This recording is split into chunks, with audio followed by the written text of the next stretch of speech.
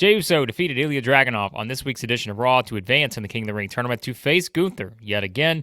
And it also did something else. It prevented the Gunther versus Ilya Dragunov match that we were all trying to will into existence, myself included, in my King of the Ring bracket predictions, which we should have known when I picked Dragunov that meant he was going to lose. But when you sort of look at now the dynamic coming out of this, there's been a lot of online discourse the past couple days surrounding Jey Uso and WWE's booking of Jey and putting him in such a prominent spot as they have for the last little while as main event Jey Uso, right? There's a clear reason they're using that, and they have pushed him as such. And I've seen a lot of people upset about Jey being put in the spot and saying he doesn't deserve it, and talking about some of the disappointing matches he's had. Certainly, we can all go back to WrestleMania 40. That was one of the, if not the, most disappointing match coming out of the biggest show of the year. It was brother versus brother. You were thinking, okay, this is that final sort of showdown, get everything out, and this is going to be, a memorable match. It was not. It was one that people more looked on and said, hey, what went wrong here and all of that. Jey was part of that. And there have maybe been other matches where people are thinking, okay, has Jey gotten to that level in the ring of, a main event top-level superstar like a Roman Reigns, like a Cody Rhodes, and so forth? However, while all those questions are valid, I think there is one part of the discussion that is not valid, and that is the real reason of why is WWE doing this, and maybe second-guessing WWE for putting him in this position. I think that's where the discussion starts to go off course, because there are clear reasons why WWE continues to put Jey Uso in this spot, and it's pretty glaring these days, I think, when you really think about it, because look, as we always say, yes, there is a difference between being a great worker in the ring, someone, when you talk about work rate, moves, all this other stuff, and trust me, I know that's a bigger discussion that's out there when it comes to wrestling, whether it's a wrestling-heavy show, whether it's sports entertainment, all of this other stuff. I get it. There are different promotions who have different goals. But when you really look at it, Jey Uso does not have to be the best wrestler in the world. Because why? Because it's pretty clear. Because Jey has this going for him. He has the reaction inside of every single building that WWE goes to. All of these different events. Yes, Lyon, France was an extreme example at Backlash, right? Maybe it's not the extreme example, because we're now starting to see that has sort of transferred into the American crowds, where now he's getting these kind of responses. They're trying to make this part of his entrance now, right? And you can say, well, when WWE starts to force something down your throat, that's when you know you're in trouble, because at some point the fans are going to turn. Maybe that happens eventually. Right now, there's no sign of that, except for the small online discourse that's taking place regarding people being upset that Jey defeated Ilya Dragunov to prevent a Gunther versus Dragunov match. Even for myself, someone who wanted to see that match as much as anything, I'm not upset, because I understand why WWE did it. Because they have put Jey in the spot now. They're seeing the reactions that he's getting. They're seeing how much the fans are invested in Jey Uso right now as a solo act, right? He's not in the Bloodline at this moment. He'll get back there. He'll get back to the Bloodline story. We all know that's coming. He will probably reunite with Jimmy, may reunite with Roman. They may have to go, clash with the Savage Bloodline with Solo, Tama Tonga, Tonga Loa, maybe Jacob Fatu. There's a lot still to be determined, and that's storyline stuff that can play out over the next year or two even. However, for now, it's okay to look at Jey and say, man, I realize that maybe coming out of every match, am I going to rank a Jey Uso match the same way I would rank a Gunther or Ilya Dragunov match? Maybe not. But guess what? There are some things that cannot be denied right now. And one of those things happens to be what Jey Uso is doing from a business perspective. Because like I said, there are some, situations where you're comparing a guy, how does he work in the ring? When you look at the work rate, the in-ring stuff, all of that. Is he having the 5-star matches and all of this other stuff? Listen, you don't have to if you're doing this. And this is an interesting report from Wrestlenomics and Brandon Thurston. I would highly suggest you check that out on Patreon, because it's a lot of great business-type stuff. And if you're wondering why WWE is leaned so much into Jey Uso right now, it's very clear. Because when I look at this is an estimated report that Wrestlenomics did in early May. and they were looking at the WWE shop and, kind of looking at the potential rankings. And again, it's an estimate. It's not an exact science. There's limitations with the data and that kind of stuff. But looking at the potential merchandising rankings for April. So this was done in early May, right? If we go to and look at the WWE shop apparel only category, and you're looking at the top 10, which Wrestlenomics has here as an estimate. Here's your top 10. Actually, let me give you the top 5.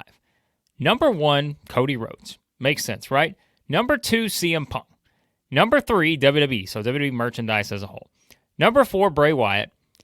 And number 5 is Jey Uso. But let me tell you who number 6 and number 7 are.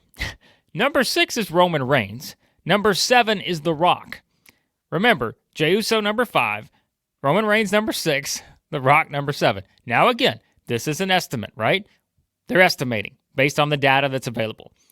But even if Jey Uso is in the same stratosphere in the apparel category of selling merch to a level that is comparable to Roman Reigns and The Rock, that tells you why Jey Uso is getting this kind of push in WWE. And you can say, well, the only reason he's selling it is because WWE is pushing him this way. It doesn't matter. They go hand in hand, right? Both are working together to make this work and make Jey Uso a bigger star. And that's what has happened here. Now, let me give you one more step further on this. Because if we look at the WWE shop thing here from Wrestlenomics, the apparel category, and remember, that was just looking at the categories section, okay? This is absolute like items. These are the purchased items, the ones that are purchased the most. Number 1 in April, not CM Punk, not Cody Rhodes, not The Rock. The number 1, based on this estimate, based on the data that's available, the men's black Jey Uso Yeet t-shirt. Ahead of CM Punk's Best in the World t-shirt. Ahead of The Rock's Final Boss t-shirt. Ahead of Cody Rhodes WrestleMania 40 Champion, the story, continues t-shirt. All of them. And then, those are the ones behind Jey Uso at number 1. Number 6, the blue Jey Uso Yeet shirt. So, you see my point here, is that for everyone questioning why Jey Uso is being put in this position, why he's getting this kind of push, when maybe he's not, on the level of, let's say, a Seth Rollins or someone like that. Whoever you want to say, Gunther, Ilya Dragunov, whoever you want to put as the best in-ring workers. And that's not knocking those guys, because those guys are going to, and already are, stars in their own right. Dragunov's going to be a huge star. Gunther already is there. Rollins, of course, has been the workhorse of WWE for a long time now. And we could keep going down the line with Cody and everyone else, right? But it's all about, what do you do to get yourself over with the fans? What do you do to push the business forward? It's not always just about, well, this guy's not going to have as good of a match with Gunther as Dragunov would have, or this guy should not be in this championship match because he had a disappointing match here. I don't like the way, his in-ring stuff works. And that's all of our own personal opinions, right? We can all have our preferences on what we prefer when a guy gets in the ring and actually works a match. But no matter what, there are things that you cannot, like I said, deny. And the fact is, you cannot deny what is going on with Jey Uso right now and how the fans are responding to him. Not just anyone is going to get, this incredible sort of visual that he got in France. Sure, the entire, crowd was hot for the entire event. There were a lot of memorable entrances coming out of that. It wasn't just Jey. But now you see how it's carried over, right? The Fireflies have carried over now for Jey into, back to the States, to where he's getting these reactions. And like I just mentioned, he's getting the reactions, but it's not just, okay, hey, we're just here and we're going to cheer you. It's, we're here, we're going to cheer you, we're going to buy your merch, and we are all the way behind you right now. You can't just say, well, let's give that up for what could be a better in-ring match that may get more star ratings, right? And that's what you got to, I think, remember sometimes. And it's not easy in this era, like I said, because there is such a focus. I feel like even if you go outside of WWE, right, it's all about, okay, let's look at cage match. Let's look at the Meltzer star ratings, all this other stuff. And look, I understand. For the longest time, like I've been there. Like I'll find myself stuck on cage match for an hour because I'm saying, all right, was this match better than this match? Was this match better than that match? But sometimes, like wrestling, especially WWE-wise, I think is very simple because it really is a matter of how do you get yourself over. And Jey kind of got himself over without, like, just, yes, now they're certainly leaning into it. But I think Jey's ability with the charisma and everything else, the personality, everything he brings to the table, that is something that you can build on. And clearly it's worked. He is main event Jey Uso now. Yes, he's getting in these big matches like the championship match against Damian Priest. He lost that match. That's okay. Jey will be just fine because he's still selling merch. He's still getting incredible responses. And no matter what happens in this match with Gunther, even if Jey's not in the King of the Ring final, which my bet would still be Gunther. However, even if Jey's not there, he's still going to be pushed as a top-level star because something else we also have to remember is what I said earlier. He's going to be back part of this Bloodline saga at some point. He does. People are going to be even more invested in the character arc for Jey, right? The rest of the way. However this thing unfolds with the Bloodline. We know Jey is going to be part of it based on, the signal with Paul Heyman, based on the interactions he's had and all the teases that have been there. He's going to be back part of this, and he's going to be bigger than he's ever been. The first time around the Bloodline, Jey Uso was a big deal. Now he's a much bigger deal, and that's only going to draw more money for WWE. It's going to draw more merch because that's what Jey Uso is doing right now, is he's found a way to get over. WWE is leaning into that, and it's working. And whenever that happens, there's no reason to say, well, just because this guy can't, have a 5-star match every single night, we should just sit him to the side. That's not the way it works. Like, we can make all the comparisons, right, over the years, throughout the history of professional wrestling. We can make comparisons. People can say, well, Hulk Hogan didn't have the greatest match. I'm not saying Jey Uso's Hulk Hogan, right? I mean, there are other people you can keep going back to and say, well, those guys didn't have the best matches all the time. But it's really not always about that. It's about drawing money. It's about what you can do for business. And Jey Uso right now is one of the hottest stars in the company. The merchandise estimates prove that. The fan reaction proves that. And even, like I said, for people who feel like, okay, this was you had to pick Jey or had to pick Dragunov. Both are going to be fine. This is not the Vince era. This is the Triple H era. And I think we're starting to understand everything's going to be okay. Like, Dragunov will still be a big star. They teased the Gunther Dragunov match. We're going to get that match at some point. Maybe it happens sooner rather than later. But there is no, like I said, ignoring the fact that Jey Uso is where he is right now. He should be. He's one of the biggest stars on the roster from all the metrics you can look at.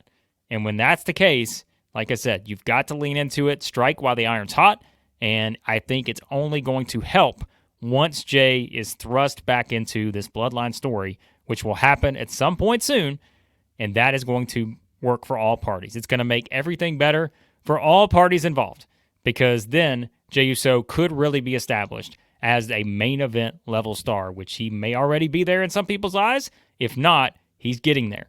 And I think that's why his push, his booking, whatever wording you want to use, that's why it certainly makes sense why WWE is doing the right thing with Jey Uso right now.